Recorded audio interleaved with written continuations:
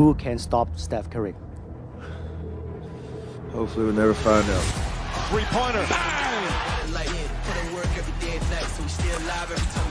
Scoop layup is up. It's good. Puts it in. Oh, Steph Curry from way downtown. A 50-point Game 7. One of the greats of all time showed us once again what he's capable of doing as he chases his 5th ring.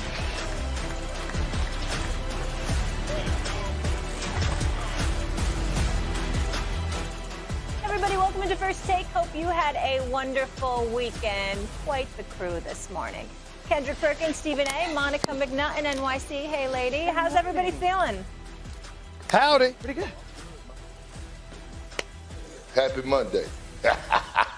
Happy Monday. I've Happy had Monday. I've had better Mondays. You know, I expect a little more from my New York Knicks, which we will discuss. But all I got to say is this: no matter how or what I saw yesterday, rather. Orange and I blue gotta be honest, skies, but I baby. can't hear anyone. Orange and Can blue you not hear skies. anyone either? I thought it was Okay, just me. let's roll. We'll get to the VO and we'll get our audio straightened out. I'm sure it was I can Stephen hear A. Perk. I'm sure it was Stephen A. dissing me in some way and Ferk saying something nice. So let's go. In a Game 7 on the road with their back against the wall. At least I got you, Monica. Stephen Curry erupted for 50 points on 20 of 38 shooting, the most points ever scored in a Game 7 in league history. He scored 17 in the 4th. The help Curry got was limited as Klay Thompson 1 of 10. Jordan Poole scored just 5 points in the first half. Then midway through the 3rd quarter, they turned it around, folks. Klay and Steph scored or assisted on 30 of the Warriors' 35 third-quarter points. They will now face the Lakers in the conference. But that's how I felt, back when in my playing days, with Michael Jordan. You'd see it night after night, so you just took it for granted. Who can stop Steph Curry? Hopefully we'll never find out. Now that's a bar right there. Chef Curry in full effect last night, dropping an NBA Game 7 record of 50 points in the Warriors' victory over the Kings. Curry also tied Karl Malone for the most points ever in a playoff game, age 35 or older, with his performance. Okay, Stephen A., let's get to business here. Did Steph's performance cement him as the greatest point guard of all time? I think it's a worthy discussion. Can we say that definitively?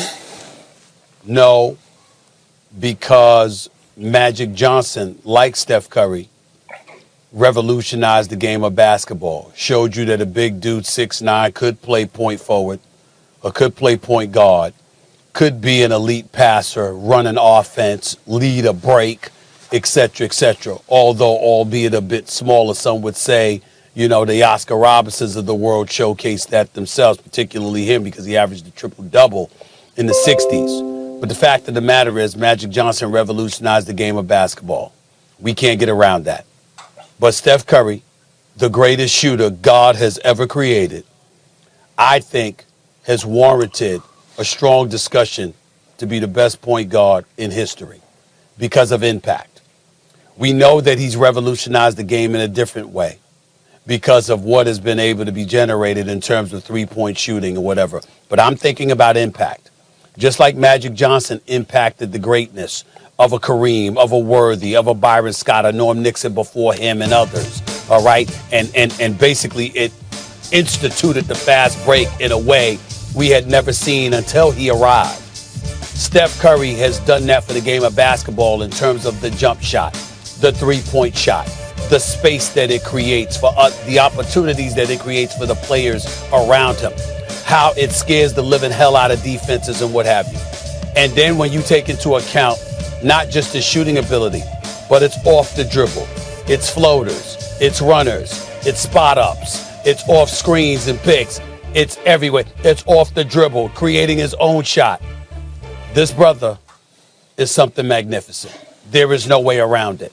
And so for me, when I look at it from that perspective, and I think about impact, the way you affect not just the players you're playing with because you create open opportunities for them because of how people have to lock in and zero in on you. His movement without the basketball is something else that we need to pay attention to and really, really appreciate, because he scares the living hell out of you because you're always looking for where he's at because he's always moving like a road runner for crying out loud. You can't find him, okay, until it's too late, all right? You take that into consideration. The impact that he has and the fear he instills in opposing defenses because he can shoot from 30, from 40, from 50, from 20, from 10, from 5. He scored 22 points in the paint yesterday afternoon, rather. 22 points in the paint. He's that dude. And it is a discussion, at the very least, that he is the greatest point guard that has ever played the game of basketball. You know what? It's so hard, right? Because the evolution of the game and how now when we define the positions of the game, and I would encourage both of y'all and Molly, you two, all three of y'all, to actually go read Rashard Phillips' book, right? Basketball Position Metrics. And Rashard Phillips was, one of the Detroit's finest, one of the greatest college players to ever touch the basketball hill. Kobe Bryant said it was one of the best players he ever played against that never got drafted. But with that being said, he actually labeled Steph Curry as a hybrid guard. A hybrid guard is an offensive disruptor, right? But the fact of the matter is, because of history, he's going to go down as a point guard. And I actually said this last year after he proved me wrong and went on to win the championship in the NBA. And we forget that this guy's still doing this at 6'2", average around close to about 30 this year. So when I look at Steph, I said it last year and I'm going to stand on it right now. He is the greatest point guard to ever play the game of basketball, period. I'm just so glad that we're having the conversation about the title of this position, right? Because for me, yes, right? This is the player that I've had the opportunity to watch through this era, continue to change the game, essentially, right? But it took me so long mentally to get to the place of seeing Steph as a pure point guard because he is such a prolific scorer, playmaker, shot creator, not just for himself, but for his teammates. And so, Perk, I love where you went in terms of acknowledging this hybrid guard, because in the era of positionless basketball, right, you think of that when it comes to bigs that are on the perimeter. Well, I mean, So without even figuring out who comes off the list, somebody got to come off the list because he's that damn great. Let me get to a point. Y'all will be interested in this because I can't talk about the couple of Hall of Famers that I had a conversation. Me and Wilbon was here doing NBA Countdown in L.A. yesterday, and we had a conversation. Wilbon and I were going back and forth with it, and then we got on the phone with a couple of Hall of Famers who will remain nameless because they'll kick out what if we tell you who they are. They just made it very, very clear. You will not quote us. But they started dissecting and talking about, we was having this debate, Wilbon and myself, with these people. And they talked about Magic in this regard. They said, let's keep in mind that when you talk about Steph Curry, he's great, all-timer. Nobody denies that.